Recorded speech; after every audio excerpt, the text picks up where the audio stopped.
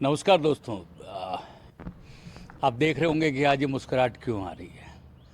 दोस्तों, जब ज़िंदगी के अंदर कुछ ऐसे शख्स होते हैं, जब वो साथ होते हैं तो मुस्कुराहट ही लेकर आते हैं, और उनकी मुस्कुराहट भी आपको एक तरोताज़गी देती है, एक स्फूर्ति देती है, एक ऊर्जा देती है, एक स्पंदन देती है, एक एहसास होता है खुशनसीबी का।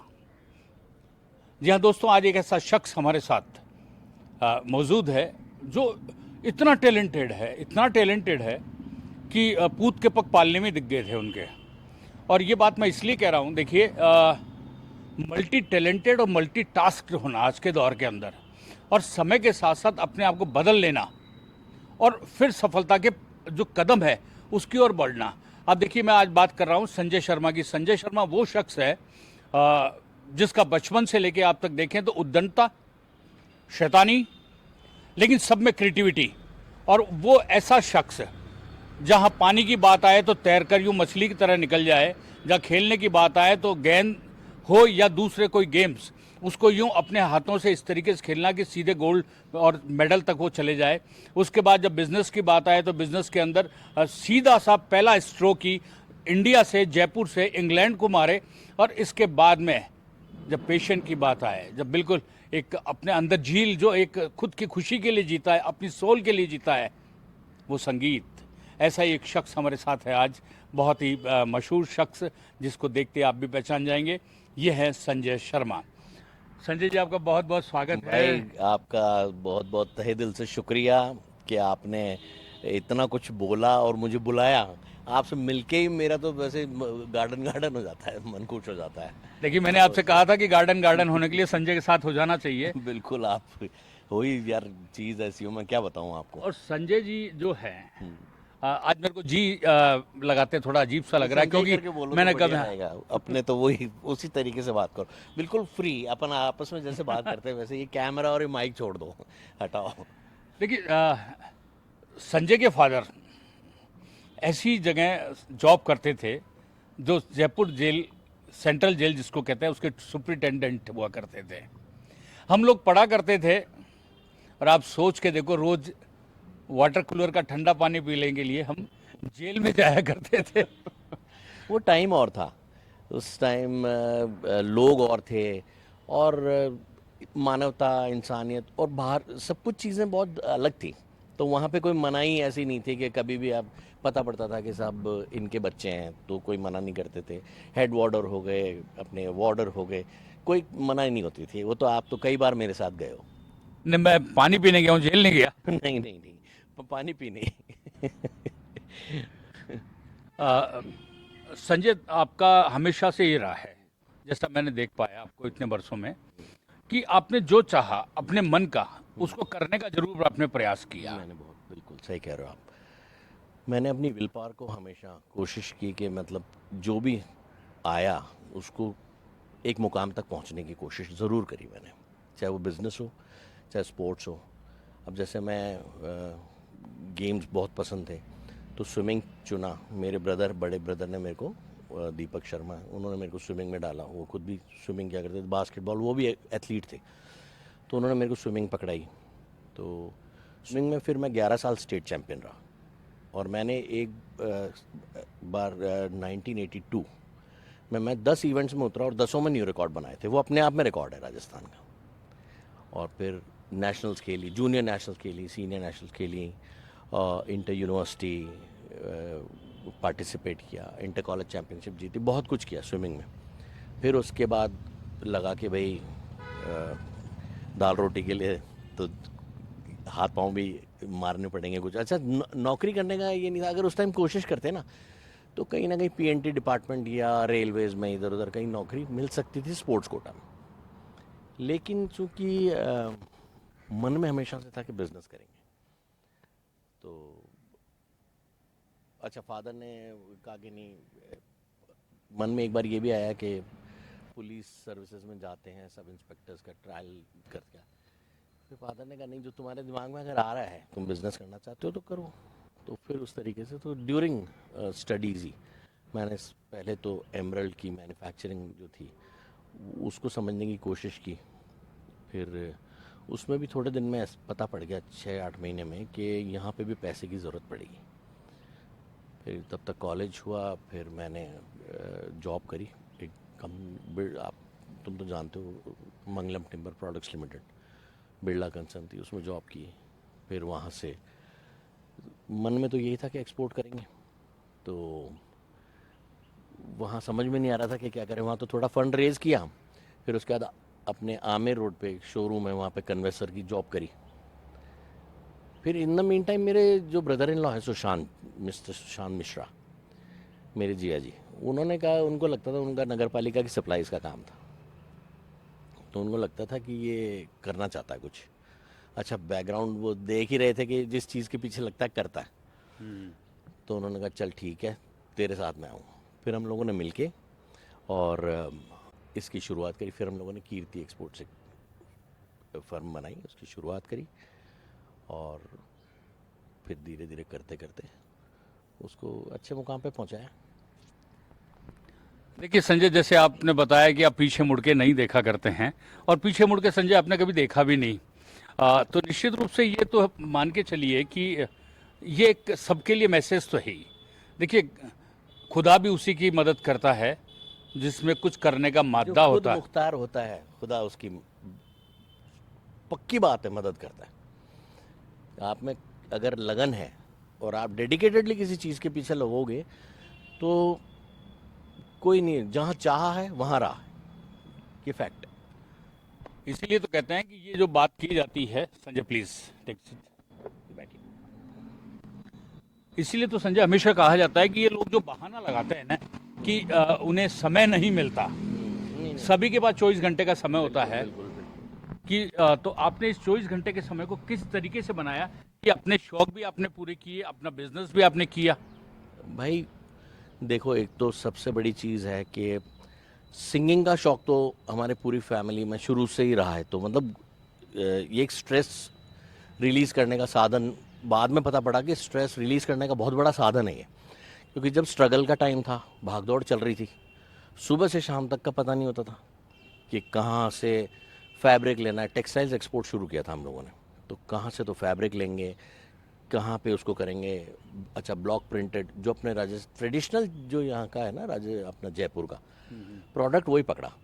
जैसे क्वेल्ट्स, बेड स्प्रेड्स, टेबल कवर्स, और ये रेंज ली होम फर्निशिंग्स की पूरी।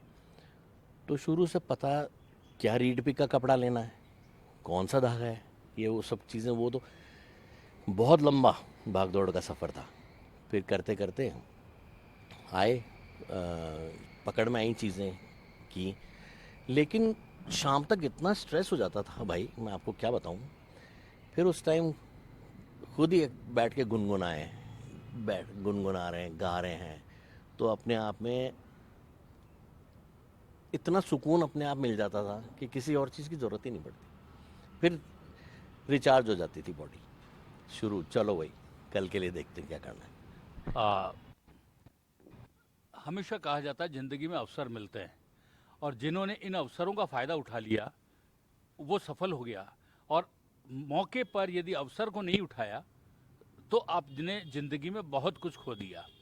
संजय, वो एक किस्सा मुझे याद है तुम्हारा, जब पोस्टेज एंड टेलीग्राम डिपार्टमेंट के अंदर तुम वहाँ मौजूद थे, और उसके बाद में शख्स मिला जिसकी तुमने मदद करी थी। वो क्या हुआ था कि अब हमने सैम्पलिंग पूरी कर ली, चद्दरें बना ली, रज़ाइयाँ बना ली, ये बना लिया, वो बना लिया, सब कुशन कवर्स बना लिए। अब बेचे किसको, कहाँ जाएं बेचने। तो एक बार मैं जीपीओ गया था किसी पोस्ट के लिए, मेरे को वहाँ पे एक पार्सल लगाना था। वहाँ मेरे को एक फॉरेनर मिला, वो अंडर टूरिस्ट परचेज एक पार्सल अपना खुद का लगा रहा था। तो वहाँ कम्युनिकेशन गैप हो रहा था, समझ नहीं पा रहा था, या वो जो काउंटर के पीछे थे ना भाई साहब, उन दोनों के बीच में वो हो रहा था। वो कहता कि इतने के टिकट्स कैसे लग रहे हैं ये। तो फिर मैंने कम्युनिकेट किया, फिर मैंने उसकी हेल्प की।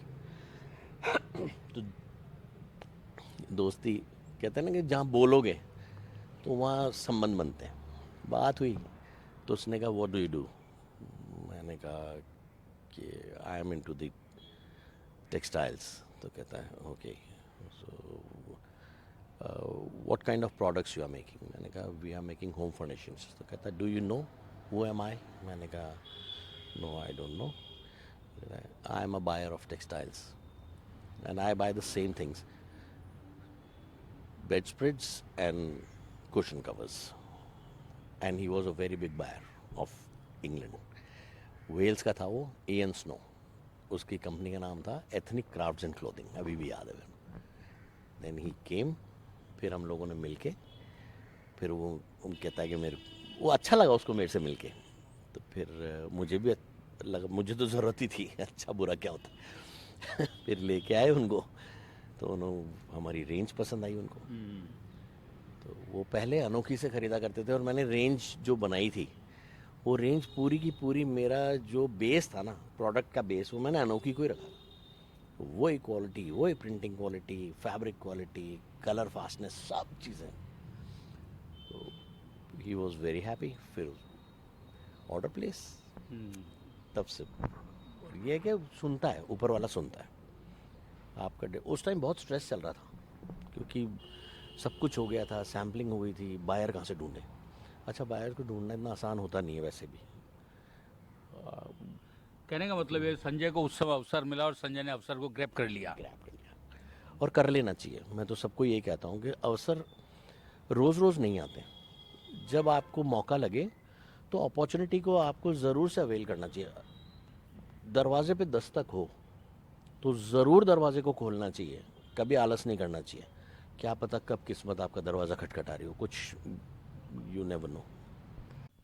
संजय, आपकी जो ज़िंदगी का दौर रहा वो काफ़ी बहुत ज़्यादा मस्ती भरा रहा। मस्ती भरा रहा है, बिल्कुल मस्ती भरा। और अपन ने स्ट्रेस दिमाग पे हावी होने ही नहीं दिया, वो तो पता है तुम भाई को। यानी संजय हमेशा ये रहता था कि हमें किसी के कारण टेंशन न हो, हमारे कारण लोग टेंशन लेते रहे। नहीं, हमारे कारण भी टेंशन ना हो। नहीं, अपने को तो किसी के कारण टेंशन हुई नहीं, और कोशिश अपनी ये रही कि अपनी वजह से भी किसी को टेंशन ना हो। संजय, संगीत के क्षेत्र में आप शुरू से रहे करे और गुनगुनाना, और उसके बाद में आज संजय की एक पहचान बिजनेसमैन से ज़्यादा एक सिंगर के रूप में भी होती है। और संजय जब मंच पे होता है तो पिन ड्रॉप साइलेंस होती है। अरे भाई, वो तो ड्यूरिंग सॉन्ग, और उसके बाद फिर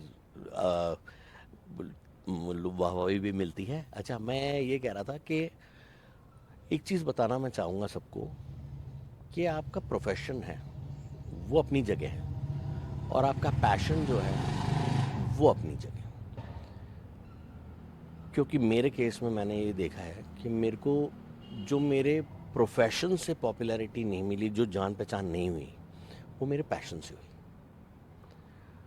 पहले मैं स्विमिंग किया करता था, तब भी मैं आई वॉज वेरी पॉपुलर, क्योंकि I was a very good sportsman. वो तो मैं पूरी तरह डेडिकेटेडली स्पोर्ट करता था, तब भी बहुत लोग जानते, तब के भी काफ़ी पुराने संपर्क बने।